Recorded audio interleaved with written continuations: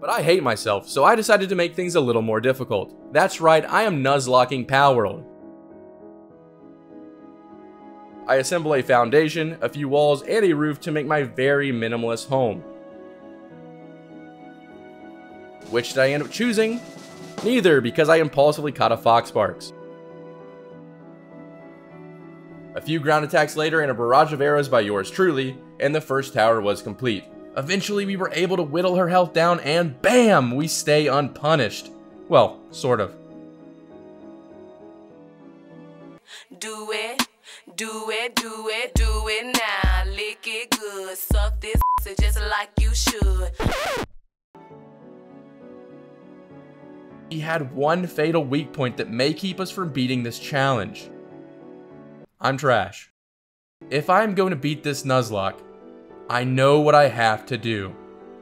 And do it, I shall. Okay, I'm sorry, but this is getting way too dramatic. Let's just start the training montage already.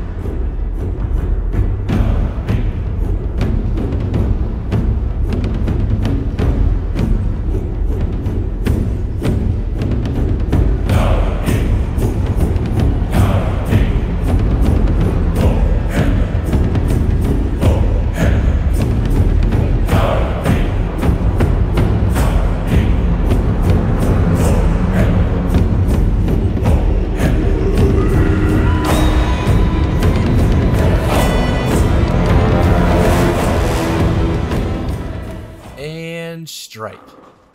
Nice. Wait, what was I doing? Oh shit. I have finally returned from my training, and you're probably wondering, am I better, faster, or stronger? And the answer is no. I lost all of those fights. Even the girl from the Animal Crossing game came out of the screen and kicked my ass. So now it's on to plan B, which is all about concealing our imperfections. Wondering how? Well, hold that thought. Frankly, I'm tired of staring at this eyesore. Oh, much better. Very gray, and kind of looks like a prison block. Oh well, it's Palworld. So how do we mask our flaws, you ask? Well, plastic surgery normally, but this time it's damage.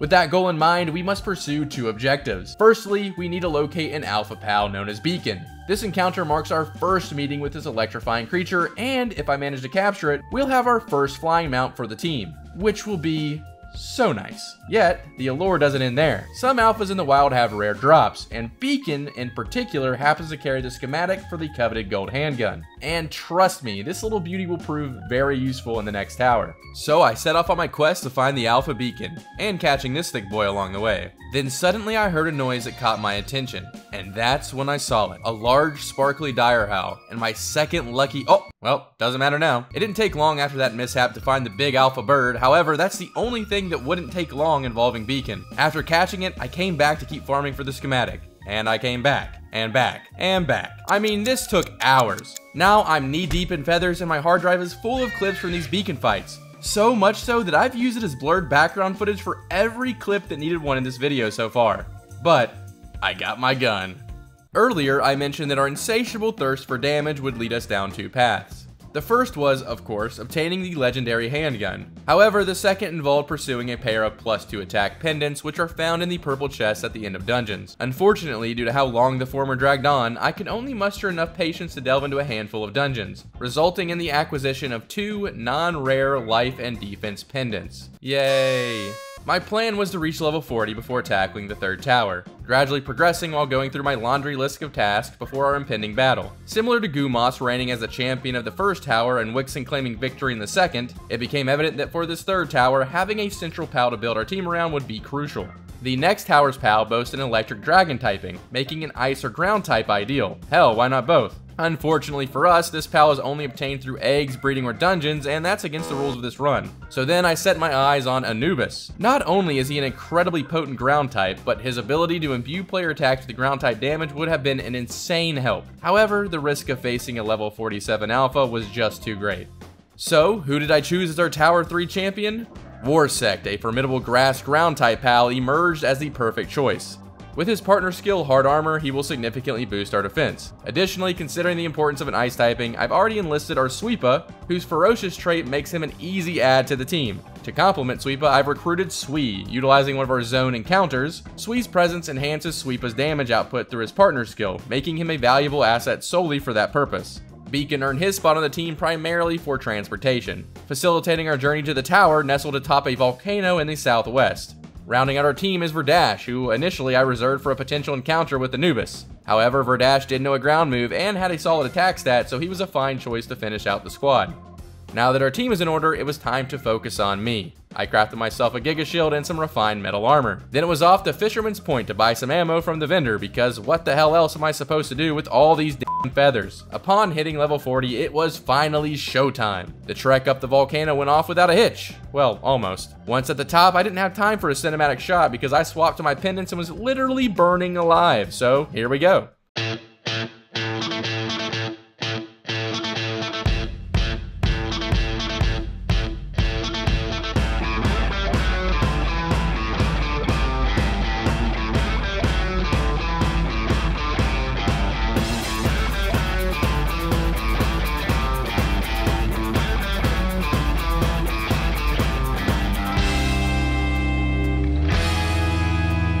From the very start of the battle, Axel and Orzhok were already way more aggressive than their predecessors. I found myself constantly backpedaling as Orzhok would switch his attention onto me at a moment's notice. Warsect was playing his part in this battle perfectly. He was absorbing blows with ease while doing his best to dish out damage of his own. However, for me, the first half of the fight was all too reminiscent of the battle I had with Lily and Lylene. Panic set in as I failed to evade attacks I know I could dodge. A fiery assault left my health dwindling below half, and for a moment, doubt crept in. Was this the end? Had all my efforts in grinding the game, all the time spent hunched over my computer editing these videos, had all of that been in vain? But then I remembered, I'm not just doing this for me anymore.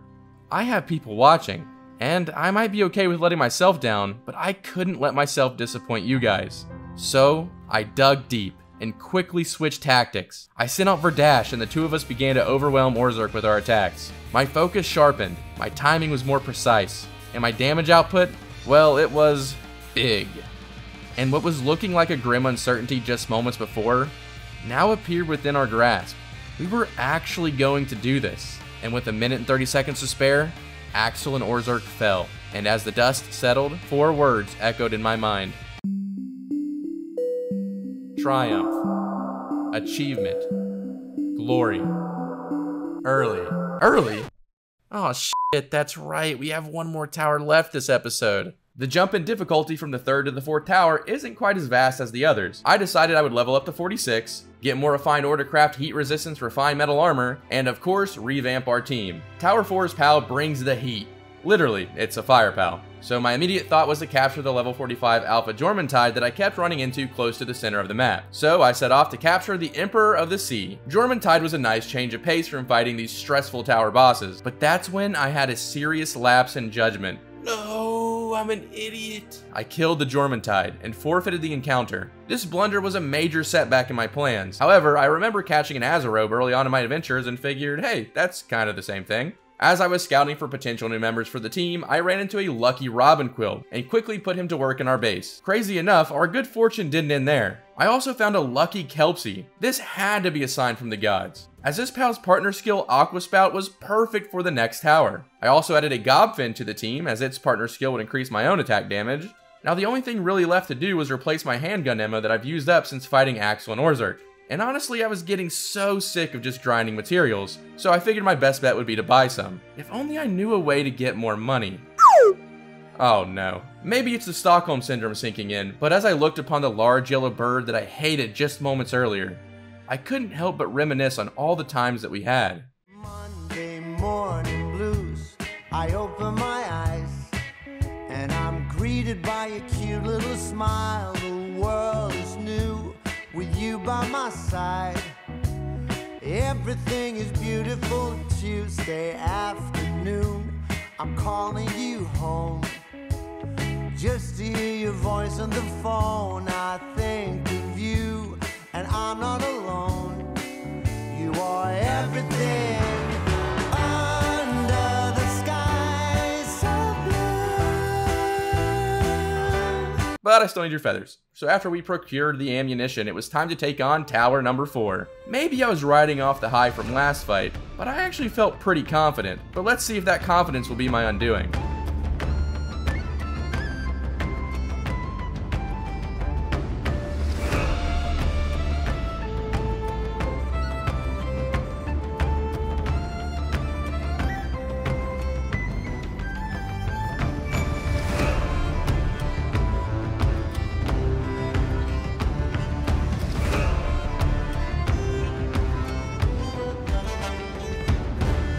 Marcus and Phaleris are all about big, flashy attacks. It just so happens that those attacks can do some serious damage. Not to mention, dodging is paramount in this fight, as many of Phaleris' attacks can set you ablaze. After doing some research on the interwebs, I read that a good strategy for these tower fights is to let your pals use their 3 attacks, then immediately swap to the next team member. Keeping your party ever rotating not only allows your pals to heal, but it takes advantage of their maximum damage window. Taking notes from my last tower fight, I tried to be more aggressive when fighting Phaleris. He also got stuck on pillars a few times, which I tried to capitalize on. All in all, this fight went way smoother than my last 2 fights. And now I'm starting to build confidence this Nuzlocke may actually be possible, but I know that the fiercest challenge yet still lurks in that final tower. But I'll be ready.